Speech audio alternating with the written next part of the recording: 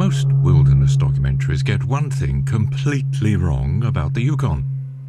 They tell you it's beautiful, remote, untouched. But that's not the real story. The real story is that the Yukon changes people. This is a place where the silence feels alive, where the land does not care if you survive, and where human beings are forced to confront who they actually are when everything familiar disappears. And the strangest part? Many who enter this wilderness never come back the same, even when they make it home alive. The Yukon is larger than California, and yet only 45,000 people live there. Think about that for a second. In some parts of this territory, there are more grizzly bears than traffic lights. Entire mountain ranges with no roads. Rivers that flow for hundreds of kilometers without seeing a single human settlement. But the size is not the unsettling part. The unsettling part is that a place like this still exists at all in 2026, in a world where almost every corner of the earth has been photographed, mapped, and consumed. So, how did the Yukon escape? The answer begins 12,000 years ago, when the last ice age buried most of North America beneath kilometers of ice. But somehow, the Yukon remained exposed, alive, unfrozen. While the rest of the continent was erased, this land kept its memory. And in many ways, it never stopped remembering. Before the first European ever laid eyes on this territory, something remarkable was already happening here. 14 distinct First Nations peoples had built entire civilizations inside one of the harshest environments on Earth. The Tlingit, the Tutchone, the Han, the Kaska. These were not small groups barely surviving against nature. They were sophisticated societies connected by trade, memory, and knowledge passed down across thousands of years, with an understanding of this landscape so deep that even modern maps fail to fully explain it.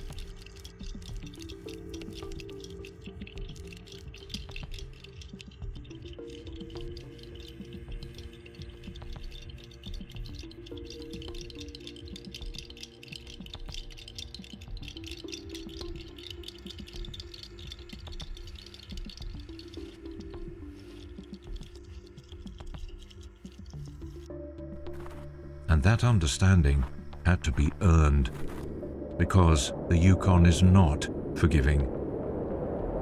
Winter temperatures plunge below -50 Celsius. The porcupine caribou herd, more than 218,000 animals, moves according to patterns shaped by wind, snowpack, and climate. In a place like this, you could not dominate the land. You could not force it to bend around human civilization. To survive here, you had to become something else entirely. You had to think the way the land thinks. And that may be the most extraordinary part of all. Researchers now describe the First Nations relationship with the Yukon as one of the most ecologically sophisticated human-land relationships ever documented. They didn't conquer this wilderness, they learned its logic. And the proof is still here. After 12,000 years, after colonization, after everything, they are still here. Even from the Gwich'in phrase, Yukana, meaning Great River, the land is still speaking their words, even now.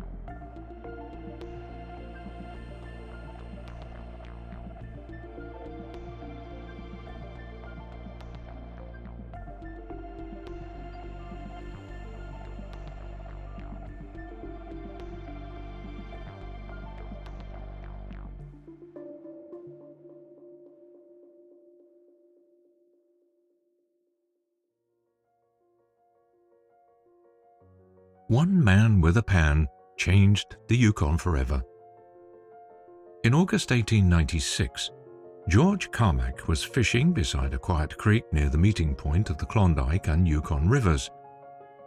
He was not a famous explorer, not a trained prospector, just a man standing in the wilderness, with no reason to believe history was about to happen beneath his feet. And then he found gold. Not a small deposit, not enough to make a few men rich. He found absurd, world-changing amounts of gold. What happened next looked less like a migration and more like mass human obsession. Within 2 years, over 100,000 people attempted to reach the Klondike. Attempted because the Yukon didn't make access easy. To cross the Chilkoot Pass, people hauled nearly 1,000 pounds of supplies up a frozen 45-degree mountain slope in brutal winter conditions, often making the climb dozens of times. Some survived, some disappeared into the snow and never came back. And here is the part most people never hear. Of the 100,000 who set out for the Klondike, only around 30,000 actually arrived, and only a few hundred ever found meaningful gold. By the time most people reached the Yukon, the great fortunes were already gone. The Klondike Gold Rush was, for most participants, a devastating failure. But it did something else that changed history forever. It was the moment the world discovered the Yukon existed. And it was the moment the Yukon discovered what human beings were willing to do in the pursuit of wealth.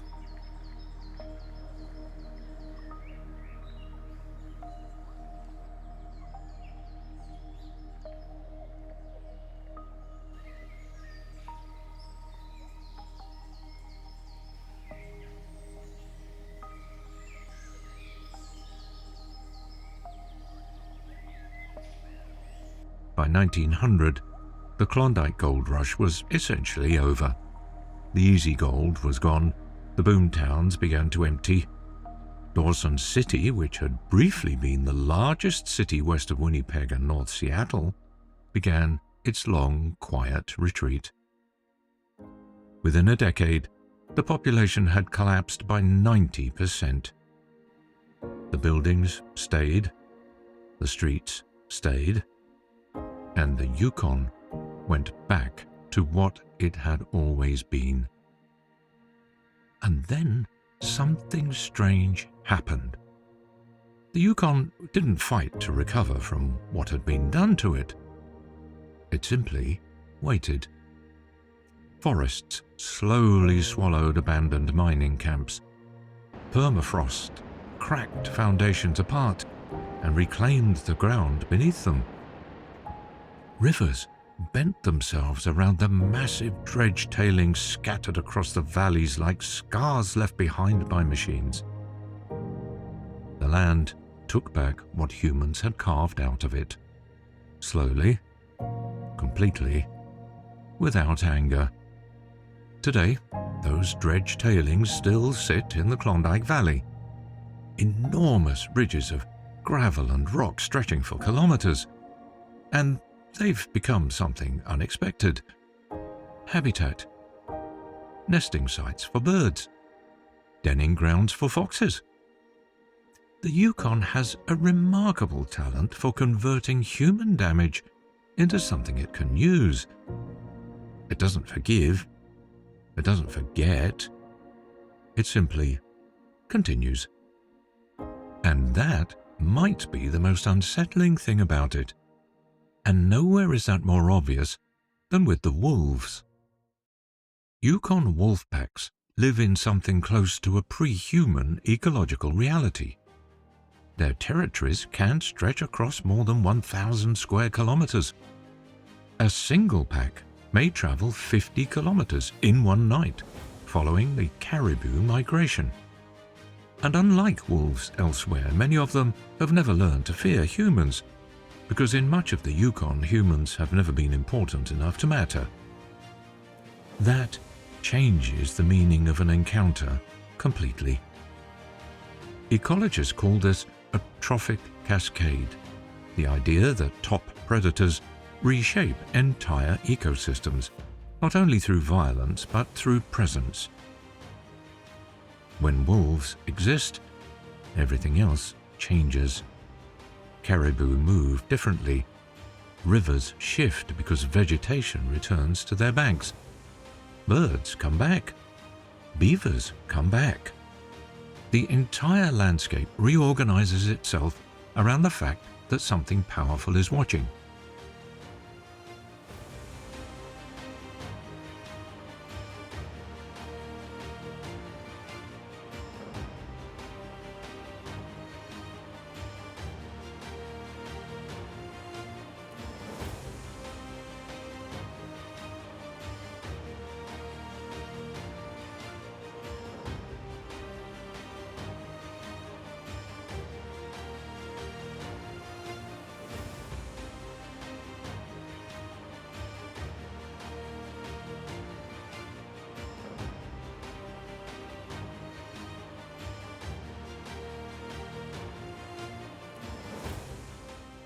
And the Yukon is one of the last places on Earth where this cascade still exists exactly as nature intended.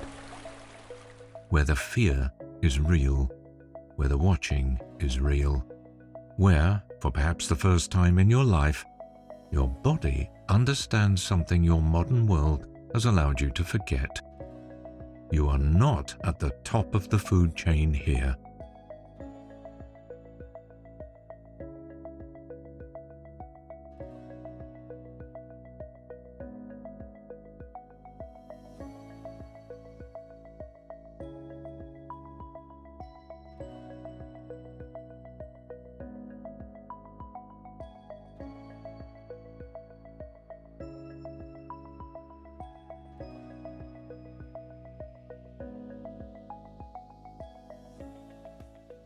Up to this point, the Yukon almost feels untouchable, ancient, permanent, like one of the last places on Earth existing outside of time itself. But here is where the story changes, because everything you've heard so far is true. The untouched wilderness, the intact ecosystems, the silence, the scale. And yet, it's no longer the complete truth. The Yukon is changing, and the speed of that change is unlike anything in its 12,000-year history. The Yukon is warming at nearly 3 times the global average rate. Not eventually, not hypothetically, right now. Permafrost that's remained frozen since the Ice Age is beginning to thaw beneath the forests. And when that frozen ground collapses, the landscape collapses with it. Entire hillsides sink.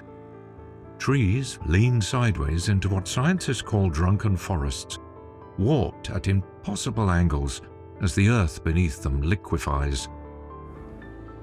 Lakes that have existed for thousands of years disappear almost overnight as the frozen ground holding them together simply dissolves. The land itself is changing shape, faster than the wildlife can adapt, faster than the ecosystems can recover, faster than most people even realize it's happening. And then the story becomes even more unsettling, because the thawing ground is releasing something that's been trapped beneath the Yukon since before human civilization existed. Carbon, ancient plant matter, mammoth remains, prehistoric microbes. Entire ecosystems frozen in time are suddenly being exposed to oxygen for the first time in millennia. And as they decompose, they release methane and carbon dioxide into the atmosphere. The Yukon's permafrost contains an estimated 1.7 trillion tons of frozen organic carbon, roughly twice the amount of carbon currently in the Earth's atmosphere. Think about what that means. The wilderness that survived 12,000 years of ice ages, extinctions, and isolations is beginning to accelerate the very process threatening to destroy it. The Yukon is not just experiencing climate change anymore. It's becoming part of the engine driving it. And the terrifying thing is, this is only the beginning.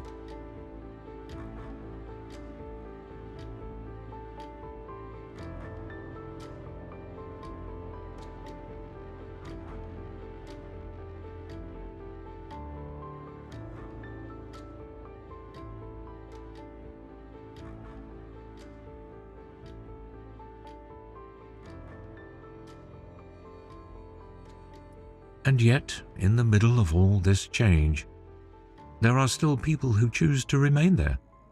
Not just First Nation families, whose connection to the Yukon stretches back 12,000 years, but outsiders too. People who arrived for a season, a job, an adventure, and never really left again. Because the Yukon does something to people. Something difficult to explain until it happens to you. Locals have a word for it: getting sourdough'd. The phrase comes from the Klondike prospectors, who carried sourdough starter with them through the winters, a living culture that had to be constantly fed to survive. Over time, the term evolved into something deeper. To get sourdough'd means the Yukon changes you so completely that the rest of the world no longer feels entirely real afterward. People who've spent years here talk about cities almost like they're describing a form of noise. The traffic, the crowds, the schedules, the constant feeling of being watched, managed, distracted. And then they describe the Yukon as the only place where they finally felt their true size. Not powerful, not important, just real. There's a woman named Mary Bayes who's lived alone on the Yukon River for more than 3 decades. 200 kilometers from the nearest town. No internet, no nearby neighbors. Only a radio for emergencies, a garden during the endless summer daylight, and oil lamp evenings during the long, dark winter. She hunts, she fishes, she survives entirely on the rhythms of the land around her. And when journalists ask whether she gets lonely, she gives an answer that stays with people long after they hear it. I'm never lonely here. I'm alone. Those are different things. That may be the most important lesson the Yukon teaches. Because once you understand the difference between loneliness and solitude, you don't entirely return to who you were before.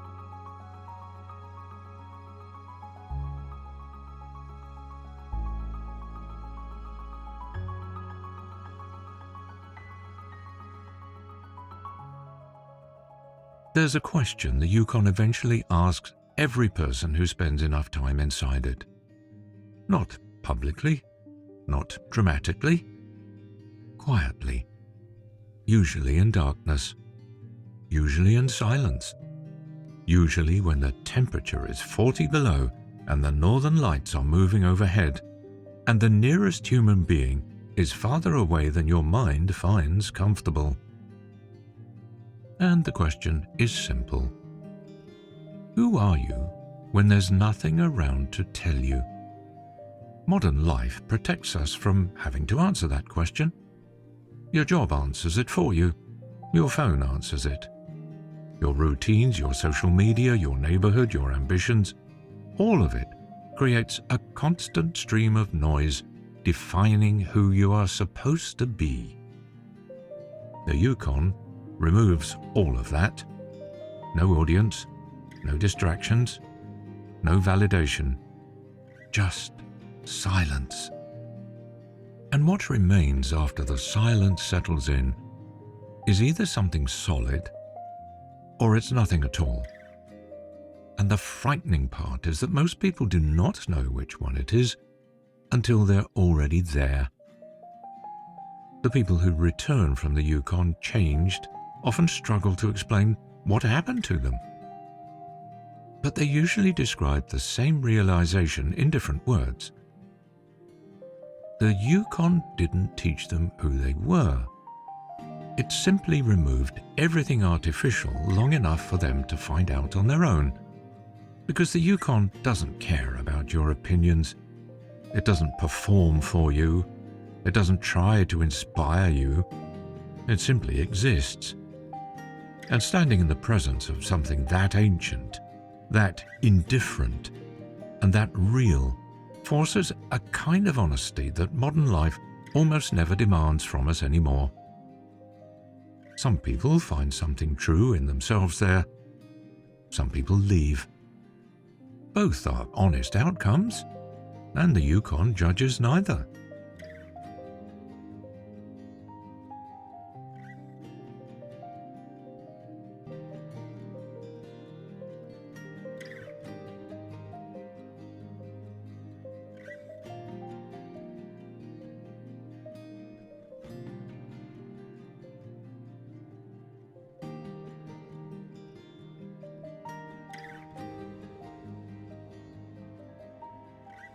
The Yukon is one of the last truly intact wilderness systems left on Earth.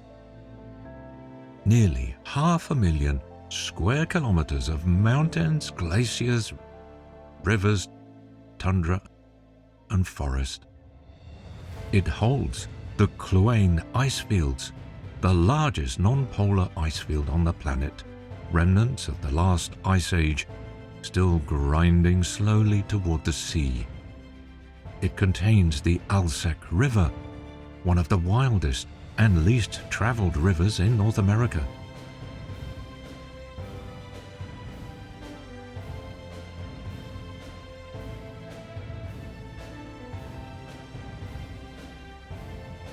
And Tombstone Territorial Park, where black granite spires rise from golden tundra so dramatically that the first Europeans who saw them thought they were hallucinating.